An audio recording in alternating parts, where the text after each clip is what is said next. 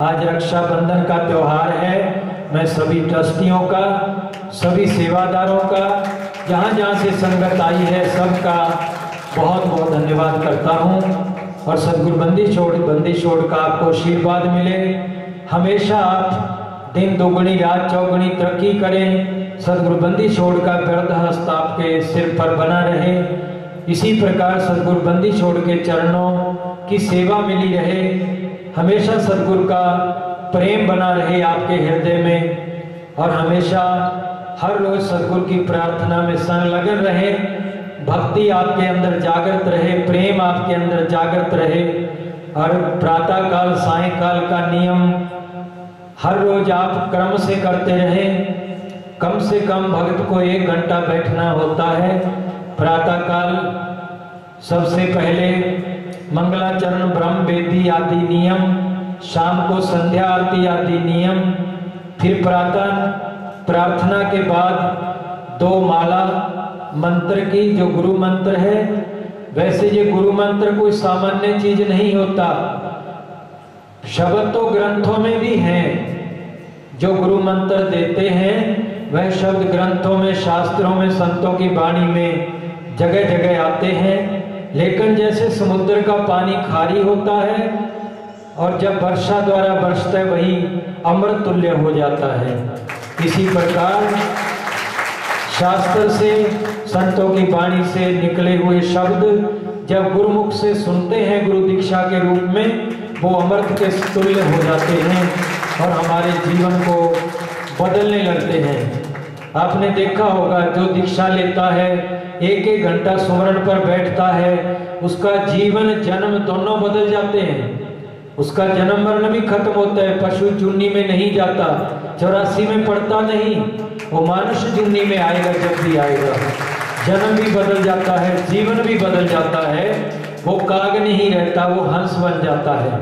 महाराज जी कहते हैं, पहले यो मन काग था, खाता मांसाहार, अब तो मन निर्मल भया, मोती चू चू खात। कहते हैं जब पहले काग मन था, दूसरों की निंदा चुगली, हर समय बुराई करना, हर समय संसारिक वासनाओं में लिप्त रहना, और हर समय अहंकार में मद से चलना, हर बात को अहंकार से करना।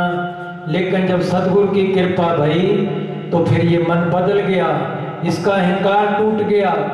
ये सरलता से, विनम्रता से, भक्ति भाव से, समर्पित भाव से रहने लगा। जो सेवा करता था अहंकार में आकर, तो फिर उसका अहंकार टूट गया। उसने समझ लिया कि यहाँ तेरा तो कुछ नहीं, सब परमात्मा का था, है और रहेगा। तू तो बीच में निमित्त बना था। तो जब समझ आ गई तो परम पिता परमात्मा के समर्पित होकर, गुरु चरणों के समर्पित होकर रहकर सेवा करने लगा। विनम्रता से, श्रद्धा से, प्रेम से अपने जीवन को सहजता से चलाते हुए, नाम का स्मरण करते हुए, सेवा में ध्यान बटाते हुए अपने जीवन को सफल करने लगा। सब महाराज कहते हैं, सेवा को दोनों भले, एक संत एक राम, राम जो दाता मुक्ति का, संत जपावे नाम।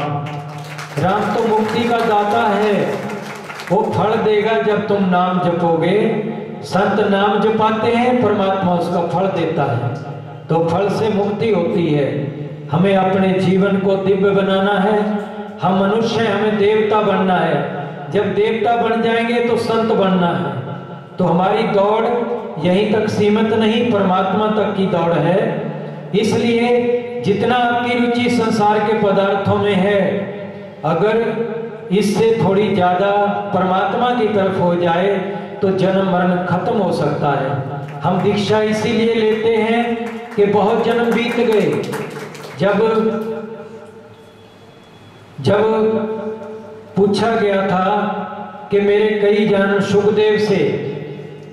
जब सुखदेव से पूछा गया कि तुम बाहर निकलो, हम ब्रह्मा विष्णु शिव जी बाहर खड़े हैं, तुम्हारी वेट कर रहे हैं। सुखदेव माता के गर्भ से बाहर नहीं आ रहे थे, तो उन्होंने कहा अंदर से, गर्भ के अंदर से, कि प्रभु बहुत जन्म बीत गए, मैं गर्भ के अंदर बार बार आया, मुझे पता है बाहर आते ही संसार की माया पकड़ लेगी, और मैंने ऐसे ऐसे जन्म भोगे हैं। एक दफा मैं अजगर था और मैं लेटा हुआ था, आंधी आई, आंधी ने मेरे ऊपर ढेर सारी मिट्टी बैठा दी, फिर वर्षा हुई, वो मिट्टी जम गई और मैं भूखा प्यासा हजारों वर्ष ऐसे लेटा रहा, मिट्टी के अंदर दबा रहा। और जो सामने कोई मिट्टी का जानवर आता तो मैं उसको जीव को खा लेता, और ऐसे ऐसे जन्म मैंने भोगे हैं। एक समय मैं प्रजापति के घर पर गधे की जूनी में कार्य कर रहा था, तो एक दफा की बात है कि मेरे ऊपर बहुत सारे बर्तन लाद दिए गए। जब मैं एक नाले को पार कर रहा था तो नाले में पैर फिसलकर मैं वहीं नाले के अंदर पड़ गया, बर्तनों सहित में पड़ा हुआ नाली में गलकर मर गया, लेकिन मेरे को किसी ने उठाया नहीं। कहने लगे भगवान ऐसे ऐसे जन्म मैंने भोगे हैं, इन जन्मों से आज मुक्त कर दो, मैं आपकी शरण में हूं। तो भगवान ने कहा कि आपको मुक्ति का रास्ता बताएंगे, आप गर्भ से बाहर आओ। तो जब गर्भ से बाहर आए उस समय भगवान को कहा कि मेरी कृपा करके थोड़ी देर के लिए जब मैं गर्भ से बाहर आऊं अपनी माया को थाम लो। भगवान ने इतनी देर माया को थामा था जितनी देर सींग के ऊपर राई का दाना टिक सकता है, जहां पलक झपकते हैं, इतनी देर में थामा था। उस समय जिसने भी नाथ जन्म लिया था वो सभी सिद्ध हुए थे, क्योंकि उनको माया ने पकड़ा नहीं था। तो ऐसे जो सतगुरु का नाम स्मरण करते हैं, ये तो ऐसा नाम है श्वास श्वास में जपने, श्वास श्वास हरि नाम जप, वृथा श्वास न खोए, क्या जानू ये अंत का यही श्वास ही होए। तो क्या पता ये अंत का यही श्वास होगा, आगे श्वास ही ना मिले, हार्ट फेल हो जाए। इसलिए हर श्वास हमारा परमात्मा के नाम के सुमरण में चलना चाहिए, कोई श्वास वृथा नहीं जाना चाहिए। महाराज कबीर साहब तो कहते थे, कहता हूं कह जात हूं, कहूं बजाए ढोल, अरे श्वासा वृथा जात है, तीन लोक का मोल। ये तीन लोक का मोल भी, तीन लोक भी इसके समान नहीं है। तो फिर हर श्वास में नाम का सुमरण चले और हाथों पांव से परमात्मा के बंदों की सेवा हो। परमात्मा की भक्ति यही है कि परमात्मा की बंदों की सेवा करो और हृदय से नाम का जप करो, ये पार उतारने वाली कला है। इसलिए कहा है लेने तो हरि नाम है, देने को कुछ दाम।